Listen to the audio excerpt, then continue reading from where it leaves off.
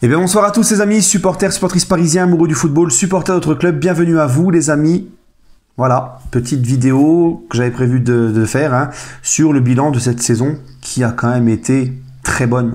On va pas se mentir, on gagne tout sur le plan national et bien évidemment cette finale de Ligue des Champions. Cette saison qui a été riche en émotions, surtout pendant ce final 8. Maintenant on reste un petit peu, même si la période actuelle avec la déception de perdre la finale, à être à un match de toucher le Graal et de gagner la Ligue des Champions et le départ de Silva.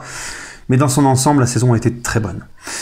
Je voudrais donc en revenir à ce départ de Silva parce que malgré que j'ai beaucoup critiqué ces dernières saisons, son mental, son leadership, etc.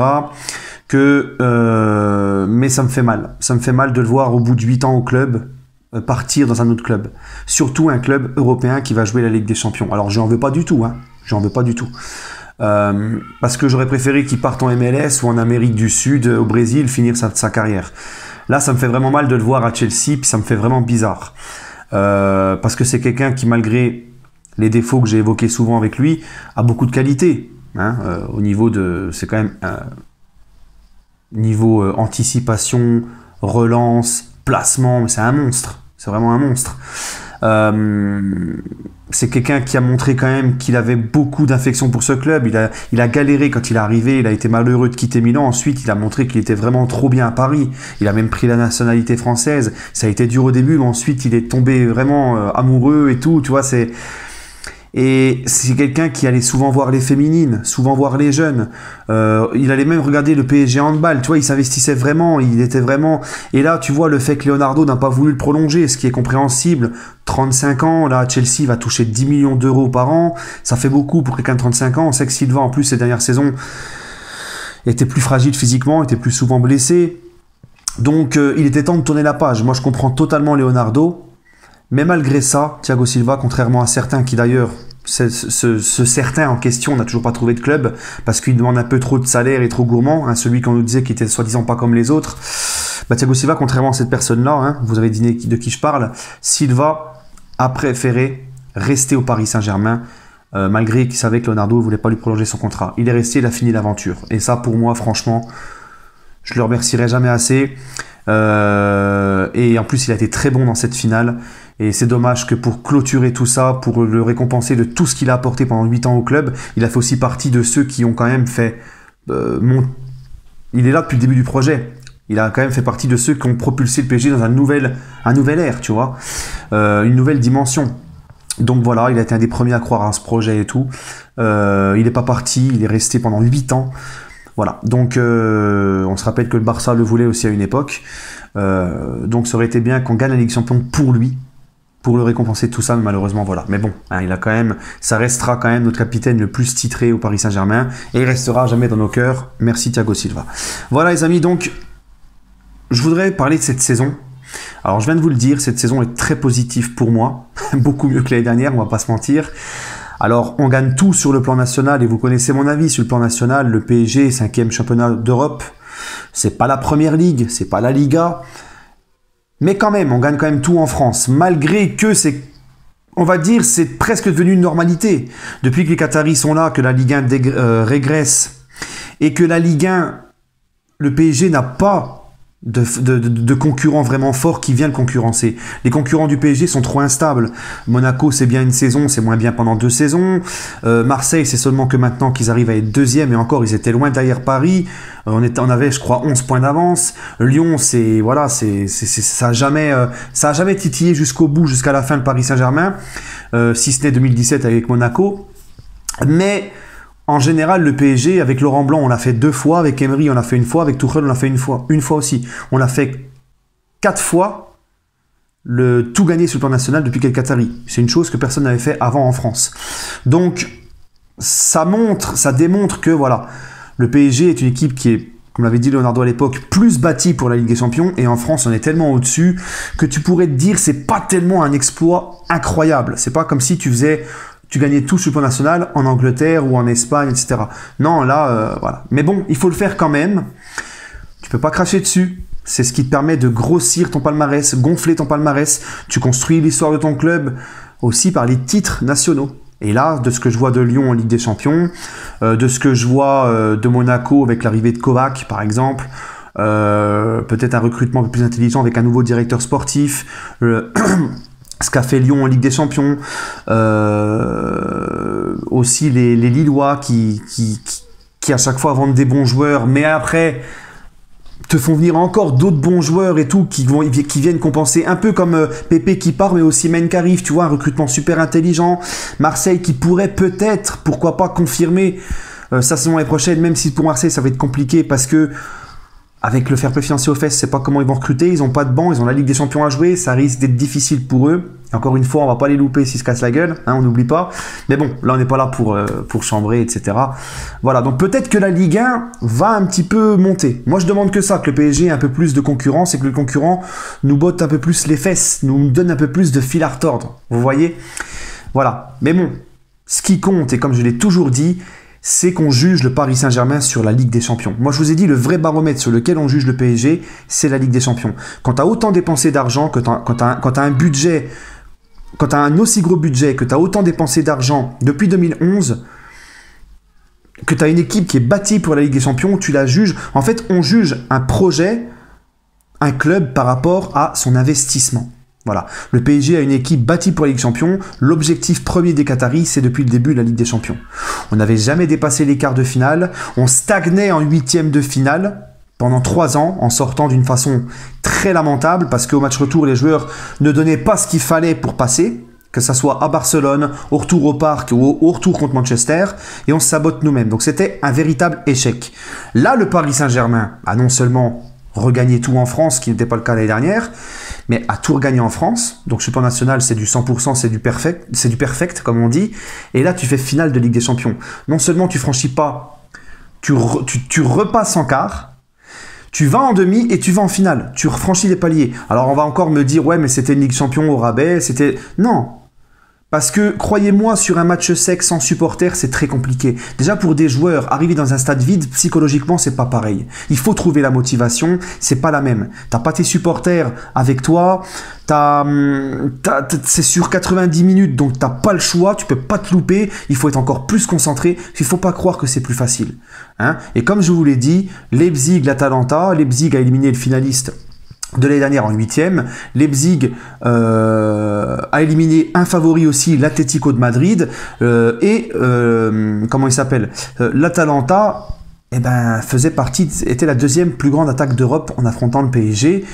A fait une très belle saison en Serie A. Il faut pas minimiser et dire c'était des petites équipes comme certains qui disent c'était des mecs, une équipe avec des noms qu'on connaissait pas, des machins. Non, faut arrêter. Hein, non, il faut arrêter. Le PSG était favori dans ces 2 matchs, contre Leipzig, contre l'Atalanta. Je n'en doute pas, je ne le remets pas en cause. Mais contrairement à la Juve, à City et à l'Atlético, le PSG a su répondre à son statut de favori. Donc tu peux pas minimiser ça. Donc le PSG, pour moi, les amis, a enfin grandi. Le PSG a franchi un palier. On s'est ramassé en finale, on n'a pas été ridicule en finale. Hein, on peut dire ce qu'on veut, les moqueries des anti-PSG. Moi, je demande du respect pour le Paris Saint-Germain. Vous savez pourquoi ? Parce que je vois tous ces anti-PSG, et il n'y a pas que les Marseillais, hein, que ça soit dans les médias, que ça soit en France, à l'étranger, dans les médias, que ça soit les anti-PSG, Marseillais ou autres, qui viennent ricaner d'un club qui vient de tout gagner sur le plan national, parce qu'ils ont perdu d'un but dans une finale qui était quand même en première mi-temps très serrée. Alors, le Bayern a montré qu'il était au-dessus, notamment dans son milieu de terrain, son expérience, etc. Ça a joué dans la deuxième mi-temps, dans le réalisme aussi, parce qu'on a vendangé... Ils n'ont pas eu plus d'occasions que nous, mais on a vendangé plus qu'eux. Tu vois.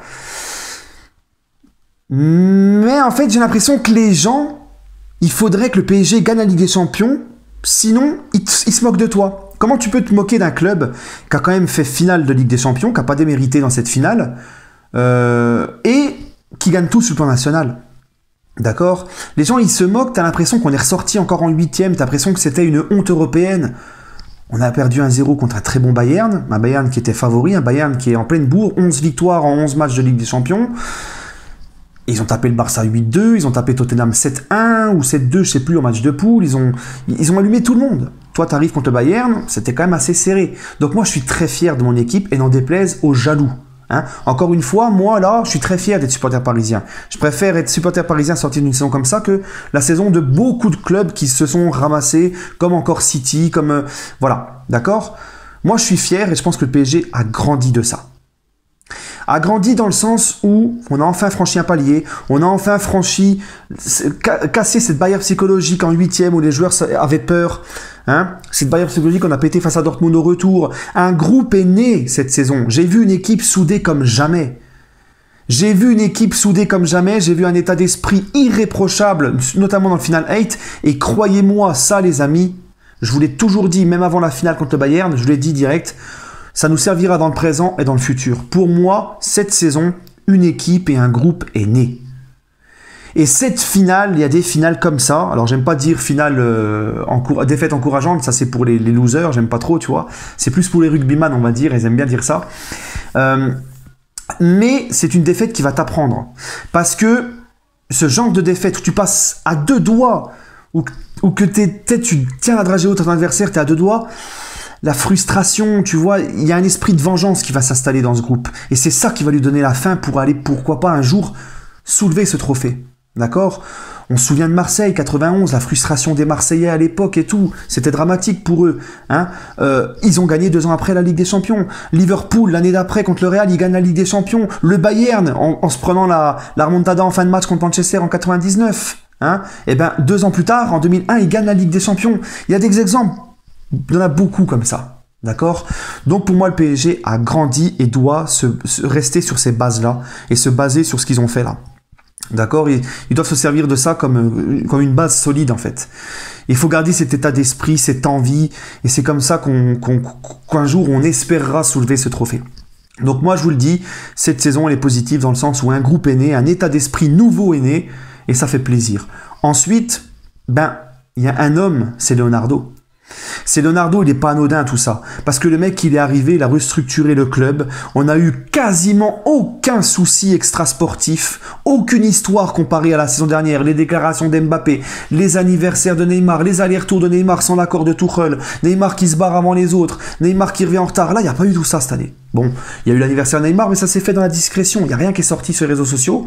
Et ça, pour moi, c'était le fait que ça sortait, qu'on voyait les images qui me gênaient. Tu vois mais il n'y a quasiment pas eu autant d'histoires que d'habitude. Et Leonardo a tenu tête au clan Neymar cet été. Leonardo a restructuré ce club. Leonardo a protégé le club. Hein, quand il y avait des petits problèmes avec les médias, hop, il arrivait, prenait le micro, il mettait tout le monde d'accord. Et ça, croyez-moi, pour un groupe, pour les joueurs, c'est très important de savoir qu'il y a un homme fort dans le club qui leur donne des limites et qui, en plus de ça, les défendent quand ils sont attaqués. Ça, c'est important pour les joueurs de savoir ça. Et on se rappelle aussi que beaucoup de médias nous ont dit que pour le retour à Dortmund, c'est Leonardo qui a motivé les troupes. Donc Leonardo, les gars, il est super important. Et maintenant, j'espère juste que Leonardo, et je vais finir sur ça, j'espère juste que Leonardo... J'attends de voir ce qu'il va nous ramener au mercato. Le mercato est ouvert jusqu'au mois d'octobre. Hein, on a le temps. Il reste encore... Tout va se déclencher. Il fallait attendre un peu la fin de la Ligue Champions. C'est normal. Là, je pense que tout va aller très vite. Il nous faut un défenseur central pour remplacer Thiago Silva. Parce que Diallo, Kehrer, c'est pas possible. Tu ne peux pas... Il y a Marquinhos, Kimpembe, mais tu ne peux pas partir avec Kehrer, Diallo en tant que remplaçant. Il te faut quand même de la qualité. Kehrer, Diallo, comme les seconds remplaçants de Marquinhos et Marquinhos et Kimpembe. Si tu as Marquinhos ou Kimpembe qui se blesse dans un match important de Ligue Champion, tu mets l'un ou l'autre. Voilà. Hein. Il va falloir aller chercher un latéral droit. Un défenseur central pour remplacer Silva. Il va falloir aller chercher un milieu. Mais quand je parle de ces mecs-là, il faut des mecs qui ont du niveau. Niveau Ligue des Champions. C'est pas, tu vas me chercher un mec, un petit gars de Ligue 1 ou un petit... Non. Vraiment des mecs confirmés avec du niveau. Il va falloir aussi aller chercher une rotation à Icardi. Donc voilà, j'attends de voir Leonardo. Et c'est pour ça que moi, je me tue à vous dire que Messi, tout le monde s'emballe, tout le monde est content. Mais le problème, c'est que si tu fais Messi, est-ce que tu pourras... Parce que c'est pas une priorité aujourd'hui, Messi, tu as ce qu'il te faut devant. Si tu prends Messi, est-ce que tu pourras aller faire un milieu? Est-ce que tu pourras aller faire un latéral droit? Est-ce que tu pourras combler les lacunes que tu as qui sont importantes? Je ne sais pas, j'en suis pas sûr du tout. Donc, on va voir ce que va faire Leonardo. Moi, j'ai une confiance totale en lui, on va voir les recrues. Mais en tout cas, pour dire que moi, cette année, pour conclure, je demande aux gens de respecter cette saison du Paris Saint-Germain. Même si vous ne nous aimez pas, respectez. Vous pouvez pas dire c'est une saison pourrie, on est des losers et tout. Tu gagnes tout sur le plan national, tu fais une finale de Ligue des Champions et en finale de Ligue des Champions, ça se joue à rien. Donc respectez le Paris Saint-Germain. Et nous, eh ben, croyez-moi que cette saison-là nous a fait franchir un cap, un palier, que ça soit au niveau mental, même au niveau européen, où beaucoup de personnes ont parlé, des gens importants du football, qui respectent maintenant le PSG. Même Rummenigge a dit « Je suis convaincu que Paris gagnera la Ligue des Champions un jour ». Voilà. Donc on a gagné le respect. Et nous, notre groupe, il a grandi, il a mûri, il s'est soudé avec ça. Donc, pour moi, c'est une saison vraiment, vraiment, vraiment très bonne et qui nous aura appris beaucoup de choses. Voilà, je suis très fier aujourd'hui de cette saison et j'espère que la prochaine saison sera aussi belle, voire même plus, pourquoi pas gagner la coupe aux grandes oreilles. Voilà les amis, allez, prenez soin de vous et allez Paris.